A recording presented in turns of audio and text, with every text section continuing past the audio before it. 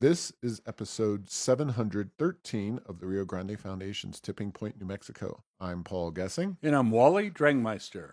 I'm president of the Rio Grande Foundation, New Mexico's free market think tank. You can find out more about the foundation at riograndefoundation.org.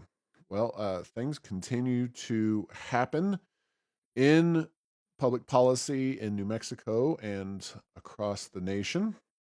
I think the biggest thing to happen is the tariffs are being put on ice they were put forth by Trump unilaterally under an emergency powers law, and a 3-judge panel at the New York-based U.S. Court of International Trade. These are people who the judges are put there by presidents, and I think I saw a Trump judge, a Reagan judge, and an Obama judge. So a nice little bipartisan group, but all three of them universally said that Trump's Liberation Day tariffs exceeded his authority and that he needed congressional support and approval.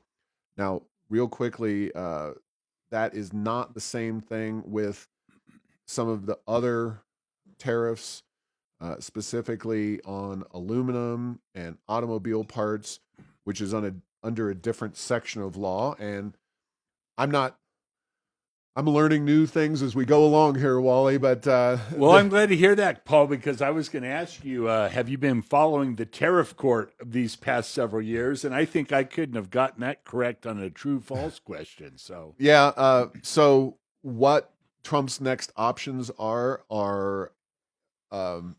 kind of in flux, I think.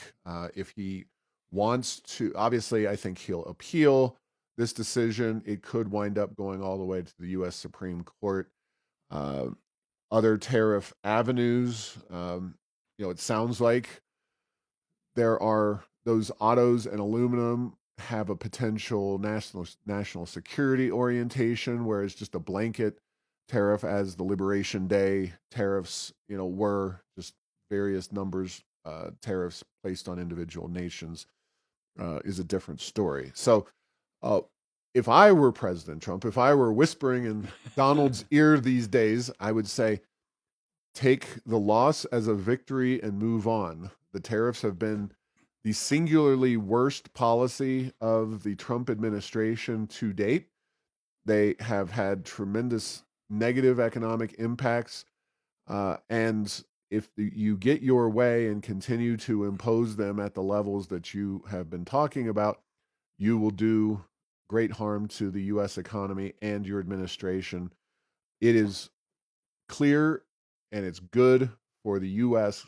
and its economy that Senate should be engaged in approving trade agreements or disagreements, as the case may be, with foreign nations. So your take, Wally. Yeah, there is no question it's caused a huge amount of disruption. And, Trump has said this is the starting place of negotiations. I saw a news report where, unlike in other areas, they're starting to make a little bit of fun of Trump. They're calling it the Trump taco program. Trump always chickens out. And, he announces these and then they go away. That in general, in what should we say, world politics is not a good reputation. Trump always chickens out, I believe, is the acronym. Yeah.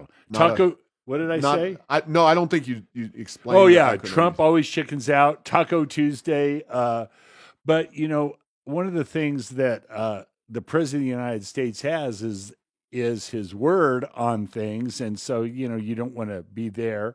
And needless disruption, is it needless disruption or something that needed doing? And maybe there's a little bit of both, but when you start to put a tariff on every country, it just seems like maybe not the most strategic strike. And then there's a lot of things where there's ways around these tariffs too, and they're already starting to emerge. So, I don't know the right answer. I do believe that I'm one of those that all things being equal, free trade is a great thing. Also, don't think that the U.S. ought to be abused by some other countries, and there are a few others. There's some out there that do a lot of that. And then, what is the 800-pound gorilla when it comes to trade with the U.S. from a strategic point of view, as well as other geopolitical issues has to do with China. And, China does a lot of things bad. They definitely don't play by the rules a lot of times. And so maybe this broad based program is not all that it's cracked up to be. So we'll see. In any event, uh, he may not quit.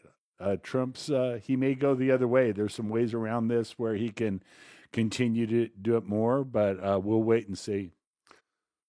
Yeah, all of that is accurate, and it's not to say that there are not obstacles unfairly placed in the way of American businesses, but the certainty or the lack thereof, it is much better to have congressional approval, and I would say that whether we're talking about a President Kamala Harris or Joe Biden or another individual on another side of the political aisle, I think uh, definitive, clear, and legally, all things being kosher, needs to be a part of this conversation.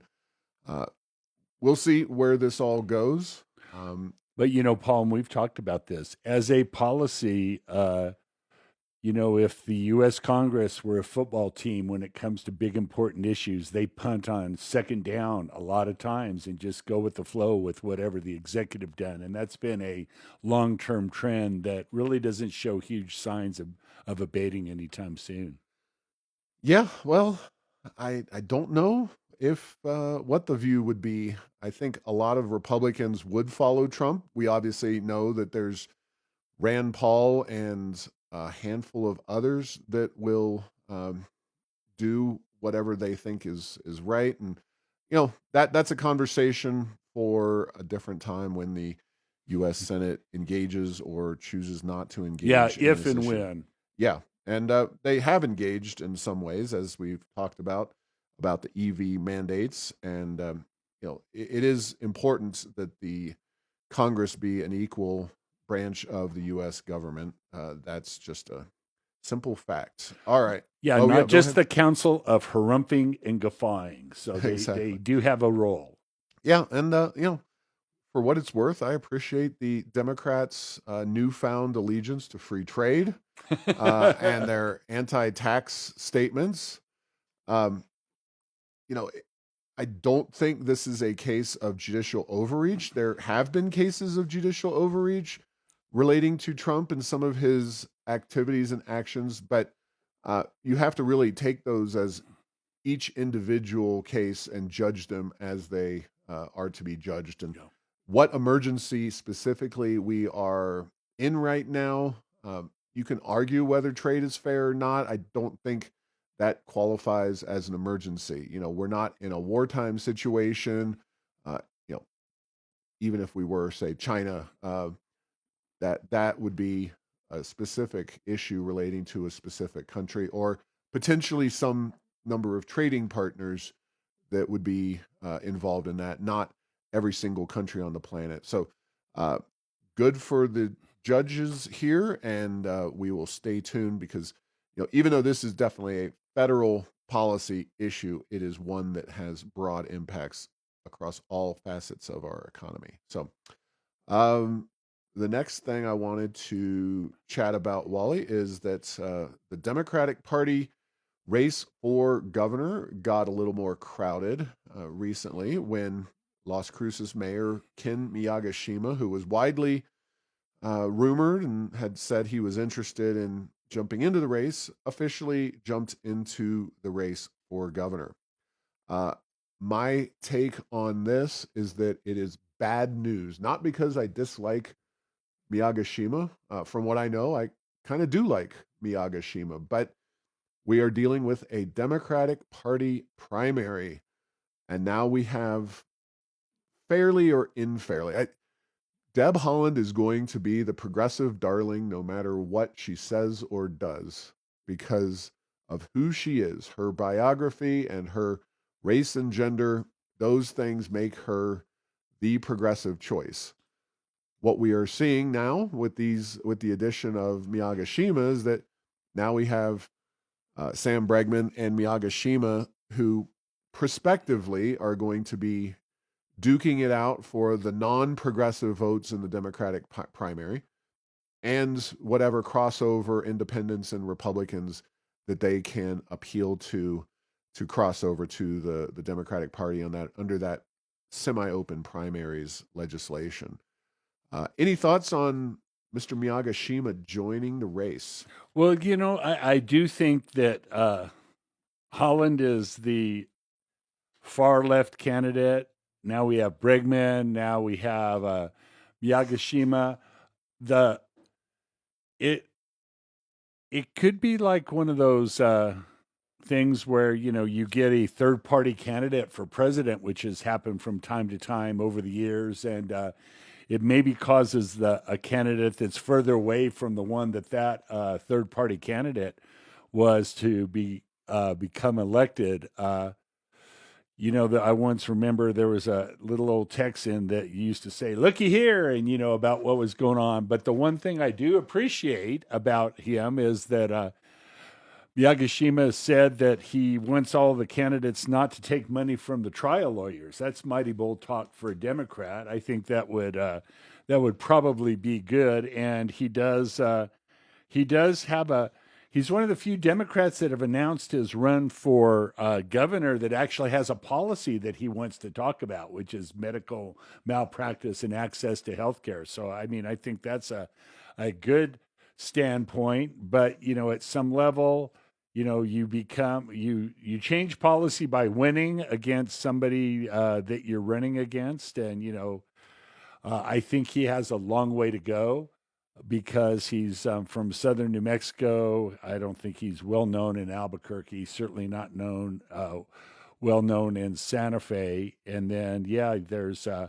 if all of the not Deb Haaland candidates are very similar, I think there is a very good chance of them splitting the vote and having her be the candidate. Which, if you look at it right now, for a variety of reasons, sad but true, you'd have to say that she's the front runner.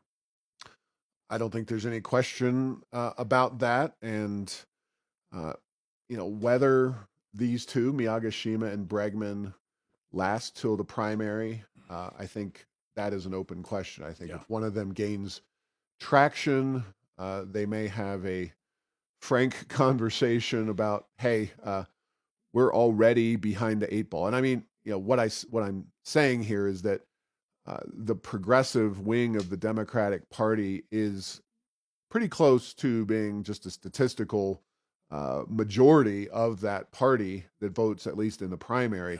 Yeah. One could argue that there's some amorphous blob of Democratic voters out there, registered Democrats, who are more inclined to moderation or even conservatism. But when you actually collect the votes in a race for governor like this one, I tend to believe that the progressive wing of the Democratic Party, based on their finances and just their voting patterns and showing up, really tend to carry the day. So it'll be interesting to see if other Democrats jump in. I don't know that I would be shocked if another progressive, like another somebody came in and tried to take the progressive wing away from Deb Haaland, but I think it's an open question as to what the strategy is for Bregman and Miyagishima as they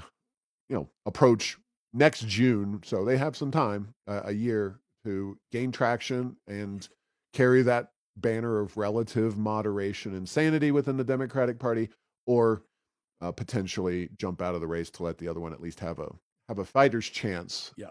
So, Well, 2 points is one, there's always further left. As far left as you think Holland might be, I'm sure there's another candidate. I don't think Mao Zedong and Stalin can run in the New No, Mexico Democratic Party primary. but the point is no matter how far left they are, the fact that they have the name recognition and be able to garner support, highly unlikely.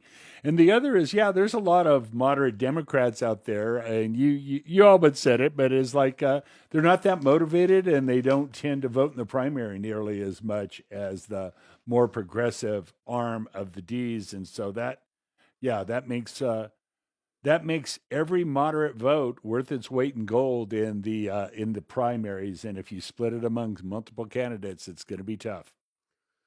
Now, kind of sticking with the theme here of Democratic Party politics, suddenly a state party treasurer for the Democratic Party quit recently, and kind of had some interesting things to say. Uh, she felt unwelcome. She said that there were not enough Hispanics in leadership positions in the Democratic Party. Uh, that they've never been held accountable for that by anybody. It's very difficult for Republicans to win with a white guy, so to speak.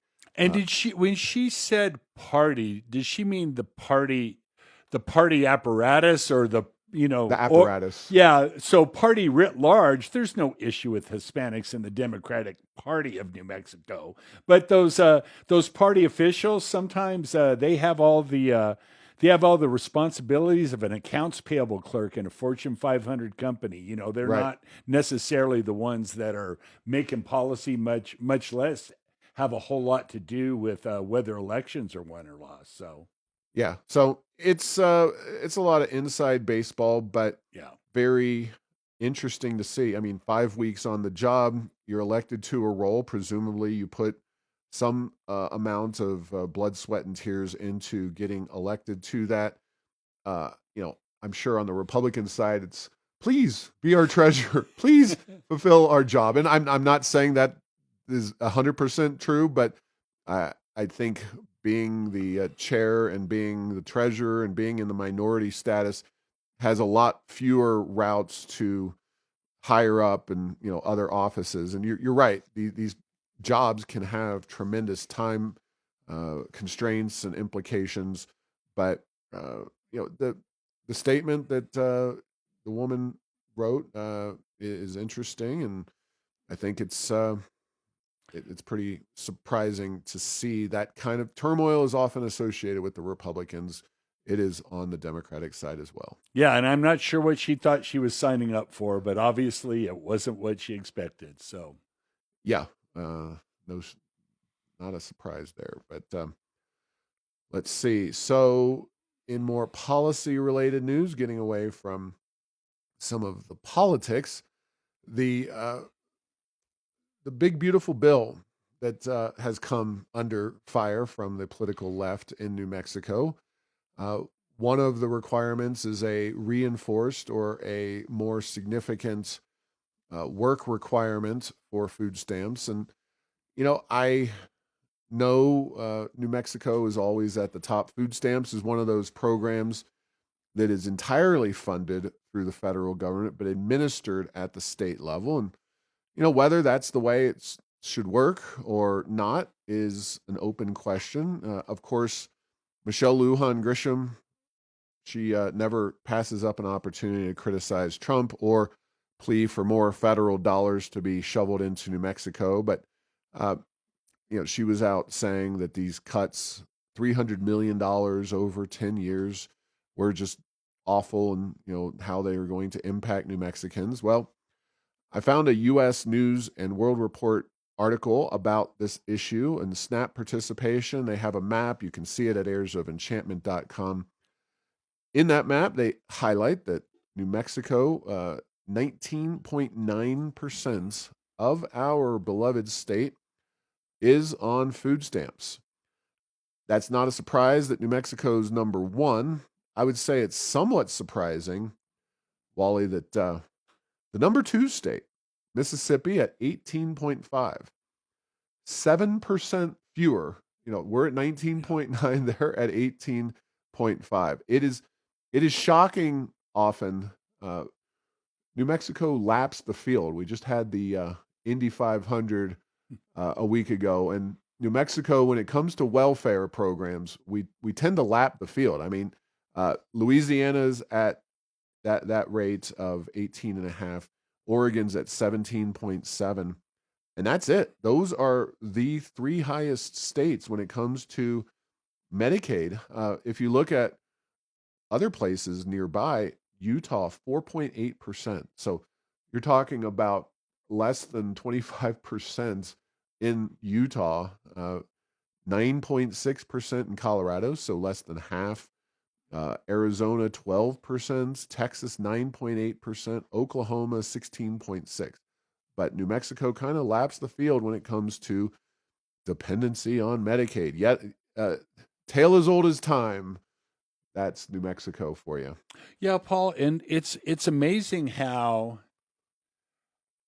there's no even hesitancy or shame amongst the Democratic politicians in New Mexico to cry foul on this. The fact that we need that many, you know what I mean, or that many are, that we're doing so poorly in terms of developing jobs, providing education, all the things that help people to not have to be on these programs. But we don't ever talk about those. But we will talk about, if the federal government wants to cut something back. And that's the whole program, Paul. Or is the 300 million the whole program, or just New Mexico's share? I couldn't. New Mexico doesn't have a share. SNAP is a federal program. Right, but what I'm saying, 300 million for the whole country over 10 years? No, for New Mexico. Okay, no, that's what I'm saying. That is so 300 million, 30 million a year over 10 years. Not a small amount, but not the biggest either. You know what I mean? It's one of those things that if we wanted to fill that with state money, we could do it without skipping a beat. You know what I mean? We have billions and billions sitting there in the bank. So in the big scheme of things, not that big. But again, where are the underlying issues about what do we do where these programs don't have to be as high? So, and I just don't. That just never comes up in the conversation. Yeah, and I wrote in the Heirs of Enchantment post about we've got $61 billion we're sitting on. We've had multi-billion-dollar surpluses for several years recently, and somebody on Facebook, this story did make its way around social media quite rapidly. Somebody said, well, New Mexico should use some of that $61 billion to help pay for the Medicaid program. I mean, or the food stamp program. Yeah. And that's not a bad point. I mean, we have a federal government just $36 billion in debt. We can argue the merits and demerits of the Trump tax cuts, and Rio Grande Foundation supports them overall. There's aspects we would like to see changed. There's aspects that we would say we should not reinstate the SALT payments to those wealthy blue states that have high taxes. But overall, it's better to have that bill than to not have it. And forcing New Mexico politicians to actually carry some of the freight for some of the money that flows in here from the federal government when you have $61 billion is not a bad idea. But I do think that we would be better off if we cut taxes, diversified our economy, grew the number of jobs while reducing the welfare payments to encourage more people to get off the government dole and onto the workforce as a tax-paying member of society. That would be the ideal. Now, we're nowhere near that given this governor and her caterwauling about any spending cut out of Washington, D.C. and this legislature, which is right there with her. Yeah, no doubt about that, Paul. And it's just one of those. It's one of those things. Hope springs eternal, at least from my perspective, that they'll do something about that. But it's a lot easier to complain about Washington. The other thing that New Mexico's kind of gotten itself into by being so dependent on these programs that are so bloated and so rife with, as they get bigger and bigger, by definition, there's more fraud, waste, and abuse. Fewer rules, more spending. And then New Mexico just does everything we can, to get more money from that. We're a little bit like, New Mexico acts like, well, we're entitled to every bit of this. The feds just need to keep giving us more and more and more money. And that's the attitude that we need to really be careful as a state, because as we try to and use all of these programs, and I'm speaking of Medicaid right now, but Medicaid and food stamps, we keep using them to the point of abuse. Uh, there's no question that we'll probably be hit worse than other states that are taking a harder line, a better approach to not trying to grow these programs, but try to cut them back by, getting people jobs and having them be productive citizens in the economy. Absolutely. All right. Well, moving right along, we have the MLG and the blue state governors are very, very mad about the end of the EV mandates, thanks to the U.S. Senate.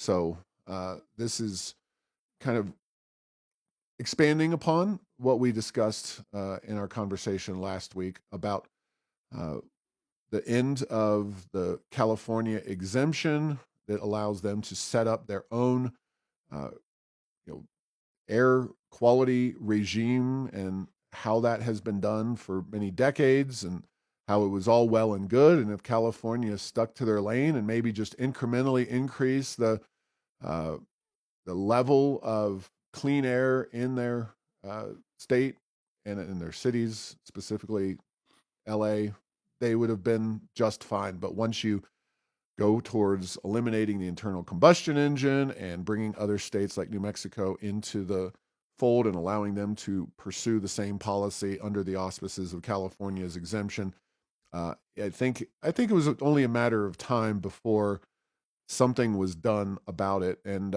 President Trump and Congress acted. They both voted, and it was a bipartisan vote in both houses.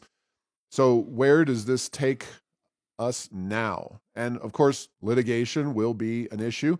This is one where clearly the Trump administration was not overstepping its bounds, and a judge, I believe, would be foolish to attempt to overturn this because of the congressional activity here. But New Mexico and other blue states, according to various news reports, is joining together to form the Affordable Clean Car Coalition. There's no website set up yet. We'll see how that goes.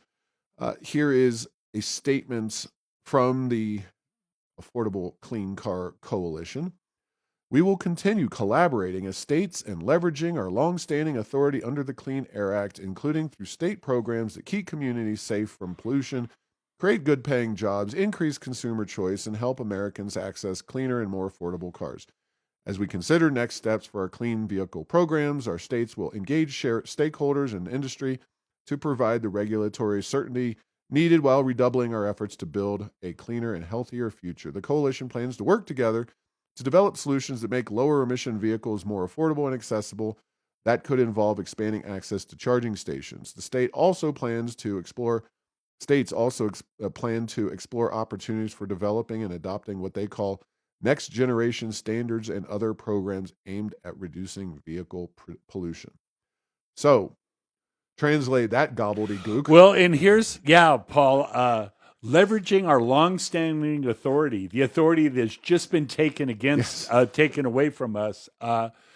Who knows what this means? And we want to increase consumer choice as long as you pick EVs. So this is I felt like a Peanuts Charlie Brown character with an adult talking when I read that. Wah wah wah wah wah wah. So they're licking their wounds and figuring out what they are going to do next.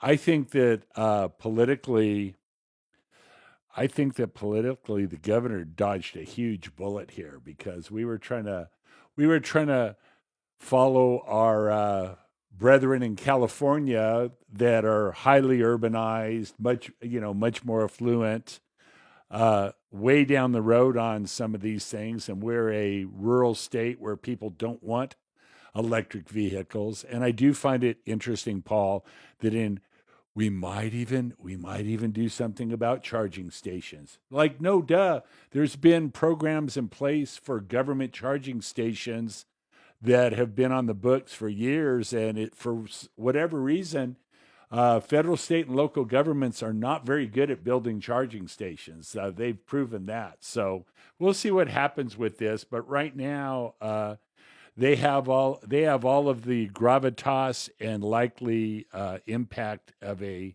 blue ribbon panel to study the issue and get back to us on some recommendations, because I think that they have been dealt a serious blow, and just to go on and act like nothing happened, I'm not sure that that's going to produce the results that they were trying to get under the former system. But don't get me wrong, that former system was likely going to crumble as well, because it was meeting up with the fact that there aren't charging stations, the vehicles are expensive, and people weren't wanting them.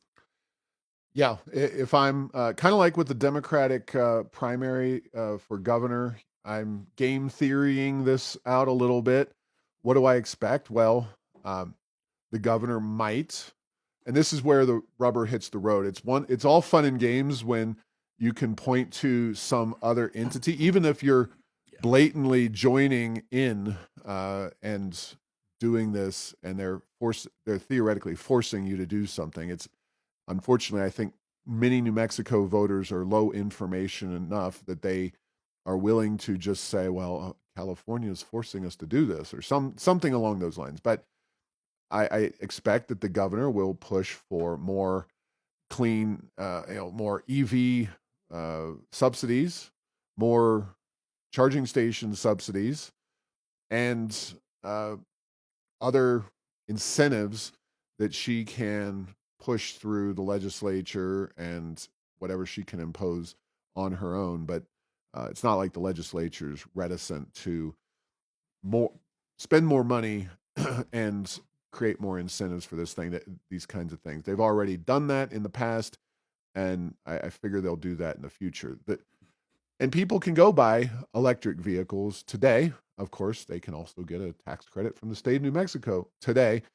There is no justification for the state of California through the federal government exempting, or eliminating the internal combustion engine and then allowing other states to join underneath that process. So, just kind of funny stuff from our governor. So, Yeah, and make no mistake, she is in the lame duck portion of the program. She's unable to get a lot of things through the legislature this session and the one before that she wanted. And believe me, doing these rapid mandates with no charging infrastructure in a highly rural state, probably not going to be real popular.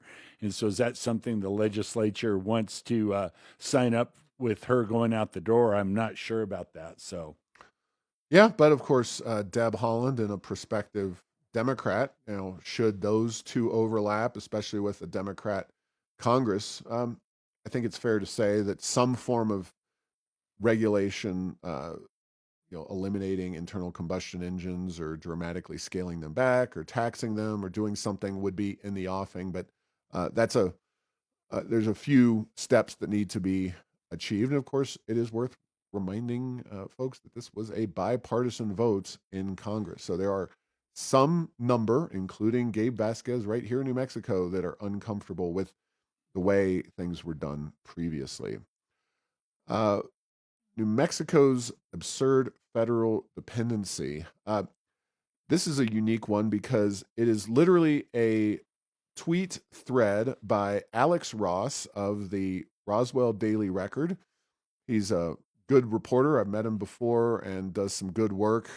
He was attending a legislative committee, I guess yesterday or today, the Federal Funds Stabilization Committee. and he says it's the inaugural meeting. I don't know if that's the inaugural of all time, but it may be the inaugural of this year. I don't know. Here is essentially the substance of the tweet thread. First and foremost, Wayne Probst is the secretary of DFA, the New Mexico's Department of Finance and Administration. So this is testimony from Probst. And he said that for every dollar New Mexico pays in taxes, it receives $3.21 back in federal funds on things ranging from direct payments for Medicare, Social Security, and SNAP. Of course, Medicaid is a part of that, to grants, payments to state and federal employees, and money for the state's national labs, military installations, and other assets.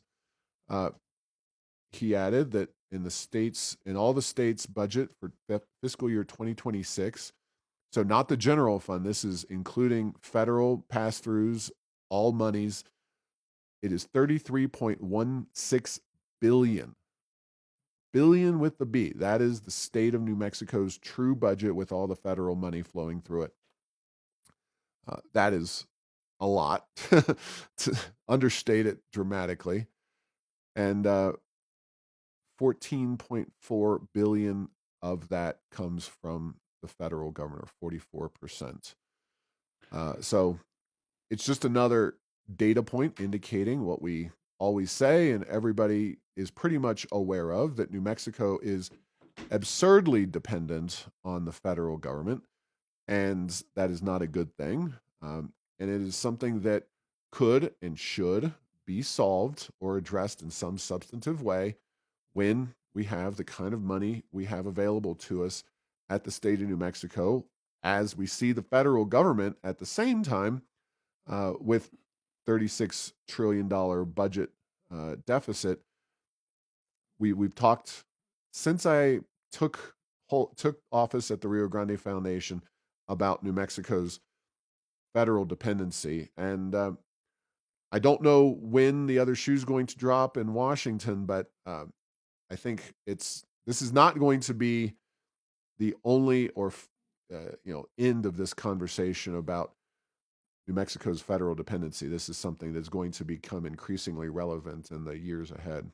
Yeah, and Paul, in addition to the fact that, the ratio is so out of skew across the whole country, because, on an annual basis, not the accumulated debt that we have on our books, but just going forward, give or take a third, we're spending a third more money at the federal level than we're taking in on an annual basis. So the real deficit in a place like New Mexico, with regard to sending versus coming back, is even bigger, because a lot of that money that is sent here was borrowed. It was not earned from taxes or revenue from the government of any kind. Yeah. And it is worth noting, we don't necessarily see all federal spending as exactly the same.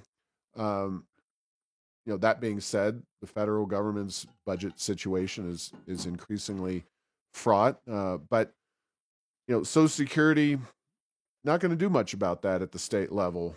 You can stop taxing Social Security so that we get more people retiring here. That could actually increase our dependency on the federal government.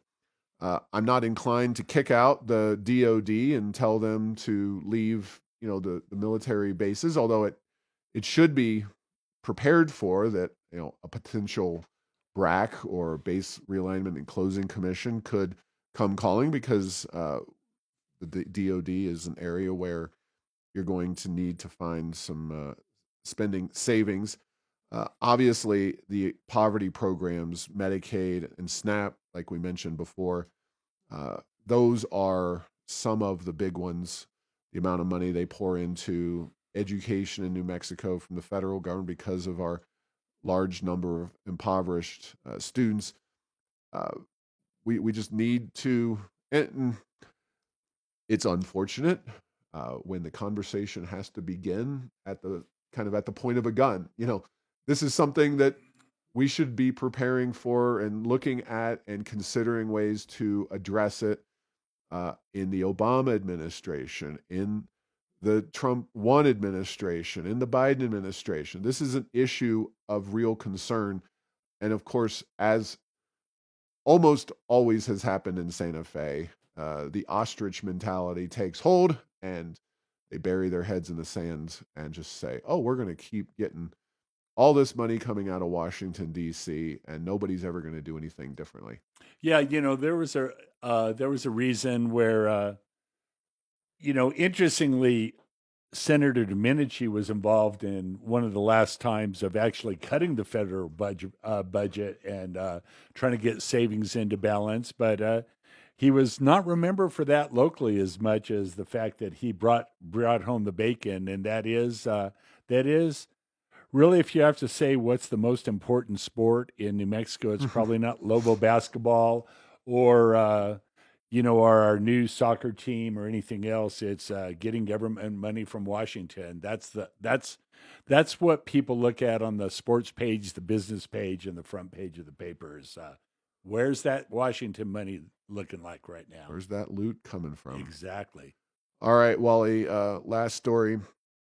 Got to sit down with Channel 7, KOAT. These things really go in cycles when it comes to my television appearances. You'll go months without one, and then suddenly you get a spate of them, and I welcome each and every one of them and always enjoy talking to our friends in the media, especially when they do talk about the important issues of the day. Like the last one with KOAT was the capital outlay backlog and the money sitting on the sidelines for that. This one is on the public financing system for City of Albuquerque elections. We've had that system in place as long as I've been around Albuquerque, and we've always opposed it at the Rio Grande Foundation for the simple reason that we don't believe that your and my tax dollars should be diverted to politicians for them to run their campaigns. If they want to run a campaign for public office, they should go raise money and gain support to do that. Now, I get it. There are philosophies out there where you think the advocates think that they can somehow get money out of politics. Well, I believe I laughed when they kept this in there. I mentioned Jurassic Park and Jeff Goldblum's character in Jurassic Park. Talking about the dinosaurs that are in captivity. In the original, the OG Yes. Jurassic Park, he's like, nature finds a way. Exactly. It figures things out. They will breach these walls just like people will breach the campaign finance system of the city of Albuquerque. Mayor Keller's done it way back in 2017. And it's not rocket surgery, as George W. Bush would have said. It's pretty easy. You take the public financing, and then you have your friends get together and start a bunch of PACs and MFCs, measured finance committees. PACs are essentially, MFCs are PACs of the local government level. And they run much of the campaign, from the advertising and get out the vote and all the different things that a campaign does. So you get and then all that's required of the candidate is to pretend dumb, is to play dumb and act like they have no idea that any of that's happening, because that's illegal under the major finance committee. And there was an ethics complaint in 2017 against Mayor Keller, and he was slapped on the wrist, but he was already the mayor. So it was kind of like, well, unless you empower the ethics body to overturn an election, which ain't going to happen. Keller's crying all the way to election and re-election and possibly a third election. So it's like NASCAR, Paul. If you ain't cheating, you ain't trying. That's the approach that's been taken for the mayoral campaign in Albuquerque. I like that one. I thought you were going to go a different direction, where they have the sponsors who's giving them. There you go. I mean, we could do that too. Oh, there we go. So you were just implementing my thought. Yeah, that's a good point. It's like I have no idea what these people are up to, but I certainly will be wearing their hat. Yeah, and there is no constitutional way. This was left on the cutting room floor, and I told them, look, I'm not an attorney, but the fact is that the First Amendment has been pretty consistently upheld as limiting the ability of governing institutions to prevent people from speaking out and in a campaign scenario. Of course, there's been a handful of Supreme Court decisions in that regard. And if the city of Albuquerque somehow tried to eliminate essentially third party Yeah. involvement, that would be appealed and the courts would toss that out immediately. So you're going to go forward with this system where the people with the big bucks and the big connections are going to use the public financing more than likely, and then also supplement that with the MFC funding and more traditional campaign fundraising tactics. So we just get to pay for a healthy portion of this, and it's millions and millions of dollars when you focus on how many mayoral candidates. Not every one of them is going to get the public financing. Several council candidates will ultimately get it. They get a less amount, of course, but we're not talking a few dollars. We're talking a significant number of millions of dollars. Yeah, and that gets lost in this. Public, what does that mean? That means taxpayer money. The gross receipts tax, the other taxes that the city of Albuquerque raises, that's what's paying for this. Absolutely. So check that story out. You can find it on errorsoфenchantment.com. And of course, they get even more money, by the way, when you do a runoff, which I fully expect will happen in this coming election this fall. So that's a side note because the runoffs, and I think it's advantageous, quite frankly, to people of our ideological stripe for this election to have a runoff. But I'm generally a critic of the runoffs, and that will increase the tab. So. All right, we're going to leave it there. Thanks for listening to this week's episode. Find all episodes at tippingpointsnm.com or at the Rio Grande Foundation's YouTube channel. Subscribe to the show at Apple, Stitcher, or tell Google Home to play Tipping Point New Mexico. Thanks to Path 3 Marketing for producing the show.